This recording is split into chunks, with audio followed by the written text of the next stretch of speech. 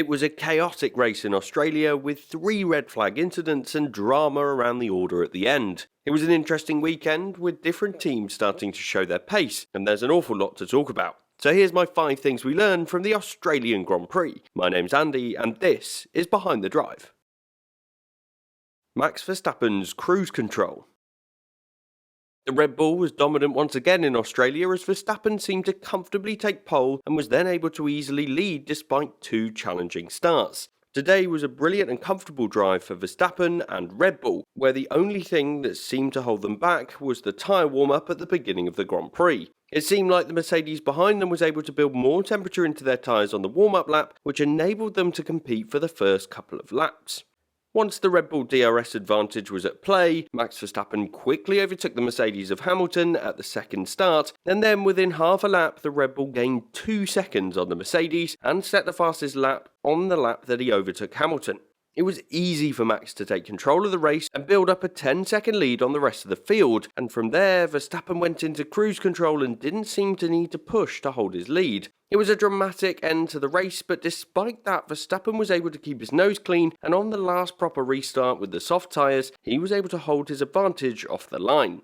This race was an opportunity for Verstappen to take a commanding lead in the championship, as Perez made an error in qualifying, which left him at the back of the grid. And that's exactly what Verstappen has done, as he's taken a 15-point lead over his teammate. I think it's a sign of what's to come this season, but regardless, it's got to be a green box for Verstappen for this Grand Prix in Australia. Ferrari's season goes from bad to worse. Ferrari's afternoon in Australia was abysmal. The team have struggled so far this season with reliability and with strategy calls, but it seemed to go from bad to worse today for Ferrari. It was a poor qualifying for the team, which was expected going into the weekend given the strengths of their car. Charles Leclerc would only be able to start 7th after his Q3 laps were compromised, and Sainz was only able to get 5th on the grid. But the race was even worse. Leclerc's Grand Prix didn't even last 1 lap as Stroll clipped his rear wheel and spun him off into the gravel into turn 3, a racing incident that was harsh on Leclerc considering the gravel left him beached. And then for Sainz, he had a challenging afternoon as he lost out having taken a pit stop before the first red flag and then proceeded to do well to work his way back up the order to 4th. At one stage he was even the fastest car on track. In the end though, it was an incident on the second restart that meant his race fell apart. Sainz understeered into Alonso in an incident that was deemed to be avoidable by the stewards, and the resulting 5-second penalty meant he would finish 12th, with every car behind him being within that penalty period. The penalty ended up being severe as Sainz protested on the radio. However, it is the lightest penalty that could have been employed on this occasion. This resulted in the Ferrari team having a pointless weekend as they're still in 4th in the Constructors' Championship and actually closer to McLaren in 5th than they are to Mercedes in 3rd. It's been a difficult start to the season for the Italian team, especially when you compare it to where they were this time last year. On this occasion, there were avoidable and unfortunate incidents, but on the whole, there's an awful lot of work for the team to do, and I think that they deserve a red box for this disappointing weekend. Before we take a look at the Mercedes team next, make sure you subscribe to Behind the Drive to not miss a video about this fascinating 2023 season. A Mercedes revival. It's been a poor start to the year for Mercedes, and the narrative from the team has been focused on a longer-term recovery and the fact that it might take them a whole year to find themselves back in a position where they could challenge Red Bull. But in Australia, everything seemed to change as George Russell was able to qualify on the front row and Hamilton was just 1 place behind in 3rd. This was a huge result for the team, and they were ahead of the Aston Martin and Ferrari cars for one of the first times this year. I think that this performance shows that the Mercedes team might have been too quick to make the judgment that they were too far behind. Similarly, I think they've had some time to tweak the setup in response to the drivers' feedback so far this season and make adjustments to get the most from the car that they have already, and perhaps this outcome hasn't been as bad as they'd initially feared. What the Mercedes car is very good at though, or so it seems, is the tyre warm-up. Both Russell and Hamilton managed to overtake Max Verstappen on the first lap, as it seemed that the Red Bull's tyres didn't offer the world champion any kind of traction out of turn 2. This was a sign that the Mercedes does have an advantage over the Red Bull in that department, and on the initial red flag restart, the story was much the same, as Hamilton had much better traction off the line, and Verstappen seemed to be more vulnerable to Alonso behind rather than attacking Hamilton ahead. What the Mercedes isn't so strong at though is the speed down the straights, as with DRS in particular, that Red Bull is simply dominant, just as we saw at the last race in Saudi Arabia. And as soon as Verstappen was released at the front of the field, he disappeared off into the distance, as I discussed earlier. Either way, the Mercedes look strong compared to where they've been throughout the rest of the season so far. It seems like they might be able to make something from this season after all, and perhaps even push for second in this World Championship, which is definitely feasible if they keep up these performances. To add, for the first half of this year, Mercedes have more wind tunnel time than Red Bull and Ferrari, and I'm sure the Silver Arrows will be making the most of this advantage and developing their car as fast as possible. The gap to Red Bull is still huge, but perhaps Mercedes will be the team to take the fight to Red Bull after all. Russell's race did end abruptly with a power unit failure and fire, and I believe this is the team's first power unit related issue in a couple of years, as last season one of their few advantages over the other frontrunners was their bulletproof reliability. This was perhaps a sign of the chink in the armour for Mercedes, but regardless, Hamilton still managed to hold on through the chaos to end up second in what was a brilliant result for the driver. There were some good signs from the Australian Grand Prix for Mercedes, and also some reliability concerns with the team as well, so it's an amber box for their result this weekend, but there's light on the horizon for Mercedes, and they might reach that horizon sooner than they'd originally anticipated. What warrants a red flag these days? Alex Albon's crash in the first stint of the race was a shame to see. The Williams driver was running 6th, their strongest position of the year so far, and it was great to see them back fighting for points and competing with the highly competitive midfield pack once again. But through the high-speed Sector 2, Albon lost the back end as he hit the barrier and sent gravel across the track. It looked pretty nerve-wracking on board with Nico Hülkenberg going through that high-speed section just behind, as he was completely unsighted with a cloud of dust that was released through the incident. But what happened next by the FIA was particularly interesting. The safety car was immediately deployed, and this is exactly what you would expect from that incident. There was debris across the track and perhaps some barrier repairs potentially required. During this time, both Carlos Sainz and George Russell took advantage of this opportunity to get the hard tyres on early and ensure that they could run through to the finish with a cheap pit stop. Meanwhile, Lewis Hamilton and Max Verstappen, along with both Aston Martin cars, didn't stop, meaning they would hold track position. This was something that had frustrated Hamilton as he anticipated that he would have been at a disadvantage. But given Mercedes wouldn't have been able to make the double stack with their two cars, it wasn't the right call for the team to make. In the end though, those cars that didn't stop made the right decision. After a few laps behind the safety car, the call was made by race control to red flag the race. Initially, based on the radio communications, it seemed the teams anticipated it was due to barrier damage. If this was the case, it would be perfectly reasonable. Barrier damage needs some time to investigate and then more time to repair, so this chain of events would be easy to follow.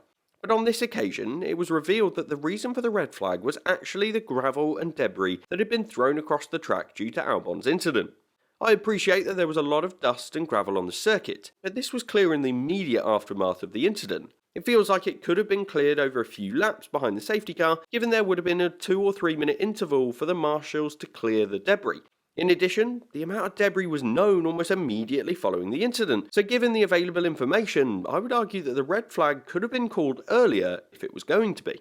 The red flag time did allow for the road sweeper to get onto the track and an army of marshals with brooms to clear the whole area. This is important given that part of the circuit is high speed and the cars come into it unsighted. But I think clearing it under the safety car was still an option. I understand that the job of the race director is not an easy one. Many people have tried and struggled with the role in the past. But again, this decision feels like it could have been handled differently.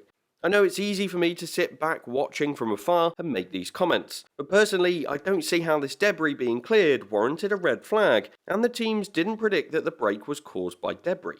The second red flag period at the end of the race was another interesting one. Kevin Magnussen clipped the barrier into turn 2, which was an interesting incident as his rear right tyre came off immediately, sending the Haas driver out of the race. The safety car was rightly deployed and it looked like the race would end under that safety car. It seemed the drivers and teams agreed with that expectation as they were all surprised by the red flag being called. On this occasion, it didn't ruin too many of the drivers' races as nobody in the top 10 went into the pits. But again, it was a light incident to give a red flag. For me, I enjoyed the dramatic nature of the prospect of this restart, but at the end of the day, the fact that there was a restart at all made this race more dangerous. The sun was in the drivers' eyes, and they were all racing as if the restart was their only opportunity to gain a position, given it was their only chance. It was a dangerous situation, and the resulting incidents triggered the third red flag of the race, which was probably the only justified one considering the number of cars and debris throughout Sector 1. So for me, I'm going to give this one a red box for the FIA and the race director. The number of red flags since 2020 has been significantly more than the years before, and perhaps this is due to the desire to be cautious and to be safe. But I think the first red flag was a bit hasty on this occasion, and the second was a decision based on creating drama at the end. And red flags for drama's sake don't seem to be the way to go in my opinion. But let me know what you think about this one in the comments. McLaren find some speed. McLaren have become the 9th team to score points in 2023. The team have had an abysmal start to the year with disappointing performances and a car that seemed to be a step behind the rest. But this race weekend has shown that they've been able to compete with the other cars in the midfield. Their car is certainly one of the slowest in a straight line as they have significant drag, but given this circuit is a difficult one to make overtakes work, McLaren managed to take advantage of holding their track position, and at times even Norris was able to keep a gap to Sergio Perez. What was impressive though is that through all of the chaos, McLaren managed to finish in 6th and 8th, taking a huge haul of 12 points from this Grand Prix.